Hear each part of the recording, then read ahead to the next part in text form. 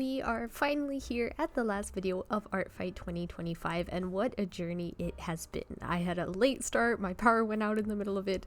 On multiple occasions I wasn't sure I was going to get a video out at all, but for all of those setbacks I actually managed to get even more art this year done than I did last year. Not enough art to revenge everyone back, I'm so sorry and so grateful for your understanding, but enough art to get over 30 total pieces out and also 9 to showcase in this video, which is a few more than usual, and I'm not trying to make a 40-minute video, so let's get into it. The first original character I bring to you today is from Artfight user crypticrenegade. If you remember, all the way at the start of Artfight, they made me an incredible, very fun and gritty tonic, and I've been so nervous to come back to try and revenge them with their character, Sota. Sota is just all around a very cool character concept from an incredibly captivating story that crypticrenegade has been trying to put together into a comic. So in the short time that I have, let's get into his lore. Envision a solar punk sci-fi setting with a large expanse of territories inspired by a variety of different cultures. Sota is a trans man living in a neutral country during a time of empires.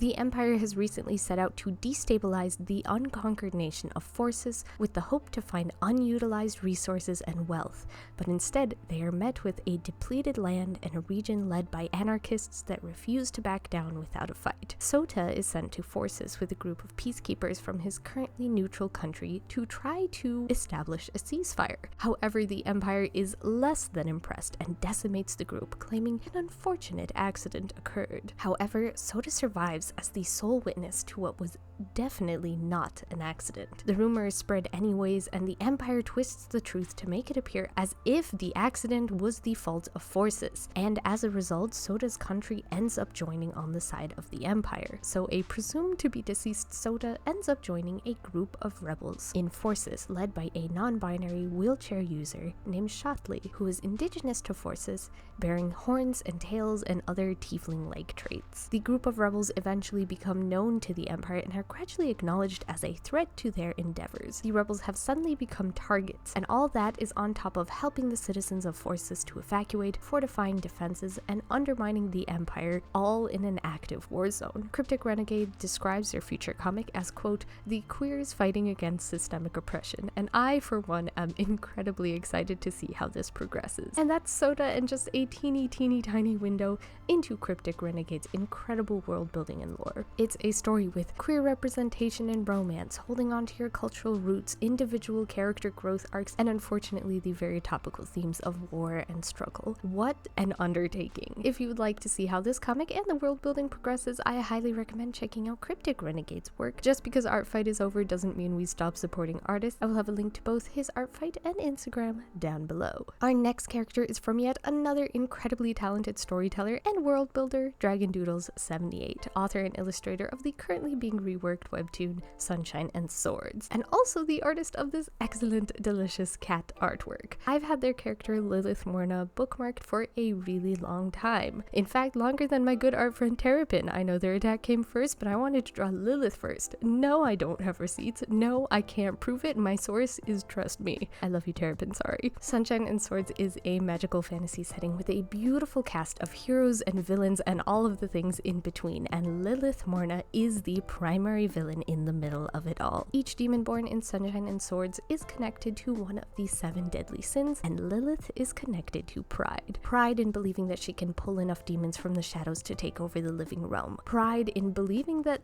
they are a better fit for the demonic throne than either of their brothers, who don't even want it, who hardly deserve it. Lilith is the firstborn, so what if her father feels it was an accident that she was born out of wedlock? The throne is her birthright. But that pride burns hot with rage when their father Rin, the god of darkness and king of demons, calls her a joke. She dons the outfit of a jester, for what outfit is more befitting of a joke? And she begins plotting her rise to power. They decide they'll find and end the life of the missing child of the sun goddess and bring an eternal darkness darkness to the world. She'll steal the souls of the guilt-ridden to fuel her demon army and use their bodies as husks of endless hunger to devour goodness and light. She will get her revenge. And there we have the absolutely enchanting premise of an incredible character, Lilith Morna. Once again, another fantastic comic premise that I'm very, very much looking forward to seeing come to fruition. Dragon Doodles has been working incredibly hard on making this story come to life. I am unbelievably proud of them, how far they've come, not just in their art, but in general. If you want to support a fellow artist and also one of the kindest, most genuine people that I've had the honor of meeting through my artistic endeavors, I highly, highly recommend following Dragon Doodles.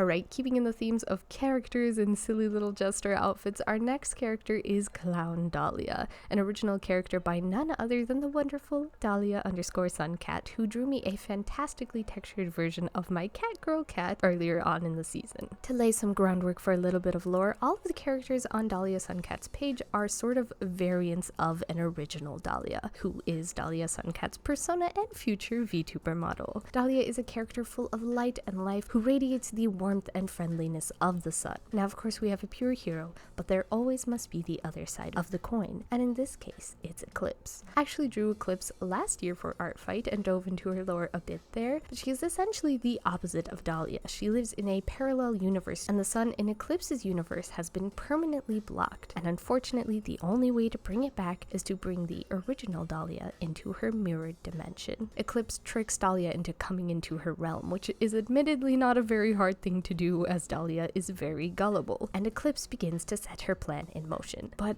Dahlia sticks out sorely in Eclipse's realm, so Eclipse decides to dress Dahlia as the part. Dahlia is now the new court jester. How fitting for the overly bubbly and garish personality. But Dahlia actually loves it. She is bubblier and jinglier than ever in her brand new outfit. And that concludes this year's attack on Dahlia Suncat and Clown Dahlia. I really love this character design. I love jester designs in general, criminally underutilized in my own character design process. It's just so fun, so detailed. I love taking the time to add in all the little accessories and charms. Once again, please do find those links below and give a huge thank you to Dahlia Suncat, creator of the Dahlia cinematic universe, future VTuber, and all around lovely human being. In this, the last week of Artfight, I suddenly remembered that I actually enjoy drawing creatures, and also I remembered that I'm capable of several different art styles and sketching methods. I think this is the exact same thing that happened last year, where I forgot that blocking in colors and then going in and refining things later is a totally valid method of character construction. But before I go off on a tangent, this character belongs to Artfight user Fjordline, who drew me just a downright stunning version of Inkashti's evil alternate. I still am not over it. So in revenge, I'm drawing one of their more creaturey characters, Aludra. Actually, Fjordline has the most beautiful collection of characters on their Artfight page. I love the sense of scale that they all have. They all feel so huge and imposing in all of their drawings. Specifically, these alien creature characters are all from a science fiction cosmic horror setting. Aludra and his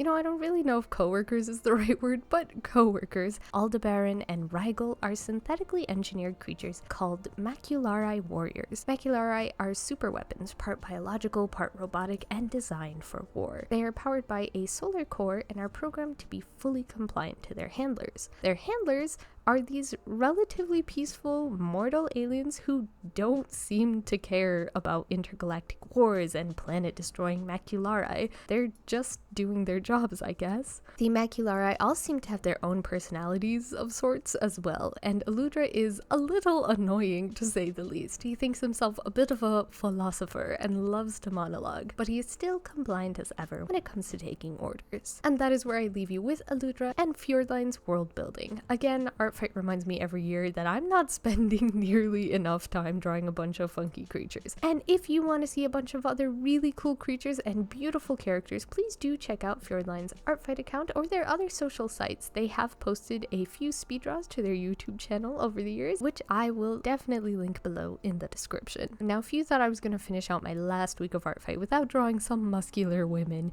you would be wrong. Today, I bring you the character Vanya, a high elf barbarian giant designed designed by the very talented eridanimidna. eridanimidna made the beautiful piece featuring two of my most popular characters of Artfight this year, Calliope and Cat. I actually saw Vanya on Instagram before Artfight even started, so when it came to which character I felt like drawing this week, there was no question at all about it being Vanya. And eridanimidna mentioned that Vanya had several sources of inspiration for her design and personality, like Dragon's Dogma, Erza Scarlet, Karlak, and Primrose from Octopath Travelers. Vanya's backstory is full of hardships, and yet she remains kind, with a specific soft spot in her heart for struggling and hurting children. I imagine she sees a bit of herself and those she considers her siblings in them. Her childhood was not an easy one. She grew up on the streets, banding together with other orphans and learning to scavenge and steal to survive. Even when she was taken in by someone who promised to protect and care for her, someone who was supposed to be a father and mentor to her, in the end he just used and abused her for the money that she could earn for him. Hurt, betrayed, and living in constant pain and fear, she pushed back in revenge, and at 18 years old she finally struck down this so-called father figure and felt no remorse for it. Leaving that life behind, Vanya now travels with a new party of friends, Tritonia, Grimea, Darmare, Arlo, and Elberethia. She is still haunted, literally, by the ghost of the man whose life she ended, and metaphorically by the times where she could not help those in need. But now she seeks to find a new place to call home and is trying to become stronger than ever before to truly be able to protect those who need her. And that is where I leave you, with a bit of a lightened version of Vanya's backstory for YouTube purposes. If you want the full version, or if you just like to look at a bunch of vibrant, strong, dynamic characters, check out the incredible eridanimidna, who can be found on Artfight as well as Instagram, and whose art always tells the most wonderful story. And though we move on from Vanya, we do not move on from muscular characters. SO-ChaoticSquidGod, animator of this excellent Baba Rusalka transformation from our last video, has just the most exquisite collection of strong characters, and the one I have picked for us today is a character named Toilga Finch. Toilga is from a small island called Rakona, which was once a part of the larger country of Gavand. Gavand is full of grasslands and farmland and vineyards, and is divided into many smaller territories that are all ruled by the royal and very rich, who tend to be classist and oppressive. Rebellion and revolution has been brewing for many years, and Rakona becomes the first principality to gain independence, and it is now run by a small collective of people and operates in a relatively flat hierarchy with the help of their enforcement team, the Volstrucker. Toilga was born on a farm. Life was simple, she was happy, and they were on the brink of forming a relationship with the governor's daughter, or at least that's what they think they remember, up until they were bitten by an unusual looking sheep and ran from the home of the governor with a delicate gold ring in her clawed hands. Toilga lived the next 3 years in persecution for their werebeast nature until she decided to set sail for the Isle of Rakona, a place where she heard that even those who are different can be free. Toilga begins to train with the Volstrucker, and that is where she meets Henrietta, who is irritatingly ambitious, naive, and arrogant. Toilga spends 13 years keeping to themselves, earning the reputation of being beastly, harsh, and unlikable. But after 13 years, on a quiet day in the woods in a light spring rain, Toilga and Henrietta find themselves being honest with each other. And that is just the beginning of this lovely character story, and honestly a very abridged version of the story thus far, but we are already at the end of this speedrun. I really enjoyed working in this sort of line art style, and also drawing a bit more of a dynamic character. But on that note, more of their story can be found on SO-ChaoticSquidGod's Artfight page. I highly recommend you check their character out, and also their girlfriend Hexenkessel's page as well, because some of the character stories, like Henrietta's, are linked, and it's just fun to sift through the pages and collect little bits of lore here and there. Our third to last character belongs to AlderNBone, and we have the character Elm of Nornellis. Elm is a Furbolg, Circle of the Worm Druid. Way at the start of Artfight, AlderNBone drew me this beautiful fiery cat piece, and I had to choose an equally beautiful sunset colored character to draw in return. One of the things I've noticed about AlderNBone is that they're very good at taking your baseline D&D concept for characters and turning them into just captivating people with harrowing backstories and unique abilities, and Elm is certainly no exception to this. Elm was abducted by an ancient black worm named Velenrex and became one of the many subjects of his cruel and unusual experiments. As a result of this, Elm has many scars, including him missing his right ear and 2 of the fingers on his right hand. But besides the effect on his natural body, the experimentation left him with other parts fused to his being: the scales of a golden dragon, the spine and tail of a golden wormling, and the antlers of a golden hind. No matter what has been tried, he has been unsuccessful in removing the parts from his body. Either they grow back or the removal would just be deadly. Even when he wild shapes, the creatures take on draconic forms. Despite all this, Elam finds quiet joy. He is calm, steady, and slow and soft-spoken. He offers soothing and sound advice to the many who turn to him. He comforts his party members when they need it, and in his downtime, AlderNBone says that he quietly journals about how lovely his life has become. And I, for one, am a sucker for a character that is happy despite having a multitude of reasons to be angry and vengeful. Elam is a beautiful character, as so many of AlderNBone's characters are. If you would like to check out their excellent collection of characters and stories for yourself, boy howdy do I have a suggestion for you. I believe AlderNBone can be found on Tumblr, Blue Sky, a couple of other places, so do check out their Artfight pages and some of their other links as well. Totally coming out of left field, I've decided to draw neither a lady nor a fantasy character. Instead, I have come across Fernandez_1602's Spider-Verse character. I found this character when looking for which character I wanted to revenge his drawing of Lucky with, and in a timely turn of events, Fernandez1602 actually informed me that today, August 1st, is in fact National Spider-Man Day, so in the end, all is as it should be. I actually used to really love the classic inked comic style. I still do. In my teenage years, I was very inspired by Marvel comic artists and was super frustrated when my own abilities couldn't keep up with my desire to draw more dynamic poses. So now that it's been like 8 or so years down the line, maybe I'm a little bit better. I still struggle a lot with dynamic poses, but it is a lot easier getting the figures I'm envisioning in my head onto paper. Tarantuga is a Lisbon-based Spider-Man, and the thing that gave him the superpowers that he has today was his love of pastéis de nata, a delicious egg custard pastry. He purchased a box at his local pastry shop, but little did he know that one of these tarts would be poisoned by the pastry shop owner's pet tarantula, who was likely not an ordinary tarantula at all. Luckily, instead of ending the life of our poor unfortunate protagonist, he became stronger and more agile, gaining the ability to walk on walls and getting fangs and the ability to produce venom. And well, when life hands you radioactive spiders, our hero decided to fully commit to the superhero life, commissioning a trusted friend to make him a belt that can shoot webs and that also has a prehensile tail to make it easier to get around the city. And now he fights crime, puts out fires, and occasionally takes on bigger threats like battling giant spiders. And the journalists have dubbed him Tarantuga. I was hoping for something a little bit cooler, but it's kind of already stuck. And that is the tale of Tarantuga. May he ever protect the people of Lisbon, and may he have many, many unpoisoned pastéis de nata. As always, thank you to the original creator of the character and story, Fernandez1602, whose links can be found below. Not just a thank you for the story, also thank you for the reminder that I have different art styles, and also for giving me an opportunity to fulfill a little bit of my childhood dreams. Going back to my comfort zone of fantasy characters, our last drawing of the video is of Regia Nepenthe, designed by the wonderful Reverie_Scenes, who also drew me one of the beautiful attacks on my hair, Lucky. The title Regia Virtua refers to select ancient vessels of purity and goodness. They're revered as quasi-deities and given statuses of royalty. The Princess Nepenthe was born in an era of darkness and was given the task of being the eraser of sorrow, soothing the despair and grief that is riddling humanity. Nepenthe's first steps to ease the suffering of those around her were funeral rites, ceremonies, blessings, and cleansings. However, ghosts and spirits gradually grew more malevolent in response to her work, and she felt the need to take on a more proactive approach to dealing with these evils. And with her ceremonies and rites in hand, she became one of the world's first exorcists. Over time, Nepenthe refined the process of expelling lingering ghosts. She began to train others in her ways, and also developed new ways to preserve the ceremonial teachings. She taught the rites and rituals required and showed her students how to use a special all-like dagger to complete ceremonial processes. She also began developing something called the Gargoyle Project, a method of preserving exorcists who wished to carry on the knowledge of her teachings far into the future. But even with all of her students and all of her projects,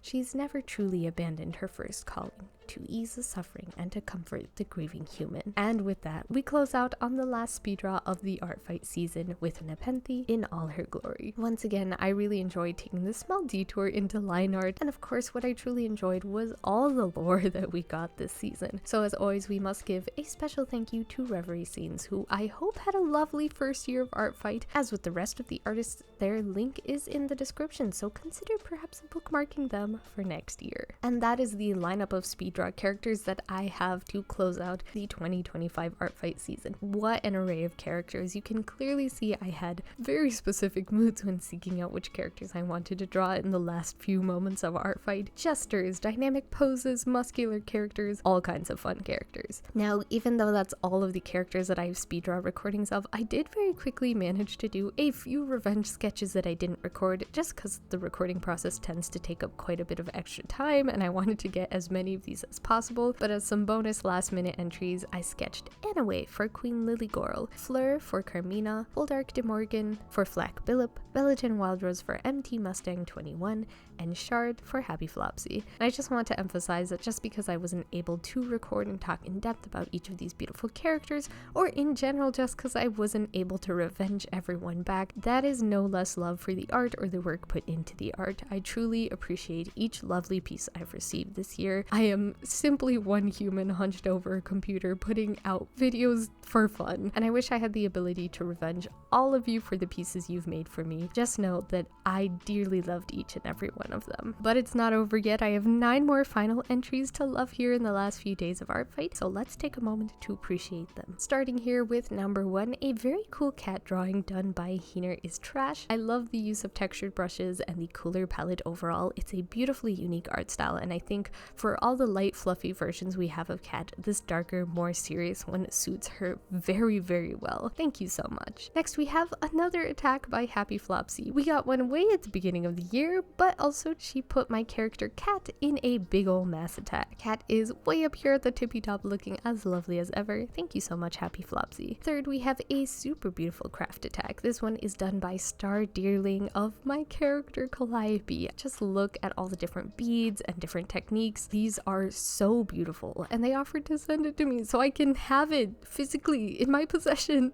Thank you so much, Stardeerling. We have also more art of Baba Rusalka, this time done by Lambbrush, whom you might see in the comment section as Packet of Fuzz. I'm so happy that Baba Rusalka has been so popular this year. This is just another absolutely stunning piece. Shout out specifically to the lettering. I feel like I never can get my letters to look this nice. Next we have our very first attack of one of Fing's paladins, Uma, drawn by Mihei123. I wasn't expecting any of the paladins to get art, but here we are. Mihei123 said that Uma reminded them of Magic from the Marvel franchise, so they gave her a Sword of Light, which is so fitting. I love it. Thank you so much. And we have another group attack. This one is by Zulcitrico of a bunch of strawberry girls, which includes the most strawberry of my girls and the queen of Artfight, Calliope. This whole piece is adorable. I love the strawberries and the pink, and my girl is sitting so pretty. Thank you so much. Now, of course, IronDuck simply cannot sit back and give a normal attack. No, they had to hand sculpt literally my most complicated and unbalanced character design. I have no words. They even gave KP her little earring, some flasks, and down to the details on her ID badge. Thank you so much. As always, IronDuck, you are insane. For attack number 8, we have Cat from SmileDot.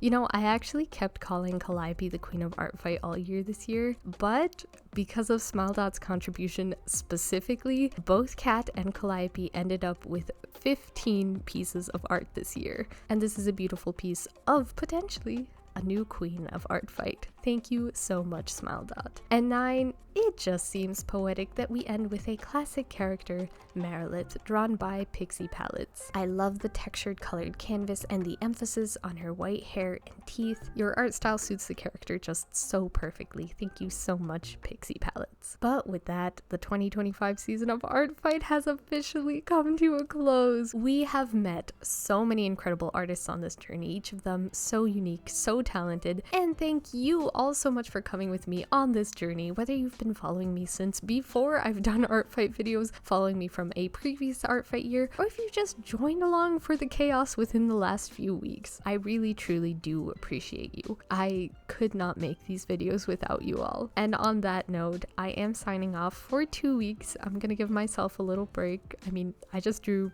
30 plus pieces of art in less than 4 weeks. Usually I'm doing like 5, maybe 8 pieces a month. So hopefully you guys can forgive me for taking it a bit easy in the meantime. But until then, breathe easy, do your stretches. I hope you all had the happiest of art fights. I know I did. I'm gonna do my best to get some rest in the meantime, knowing full well that Ren Fair season is rapidly approaching. So let's hope that I can actually convince myself to take a break. But as always, who knows? Not me.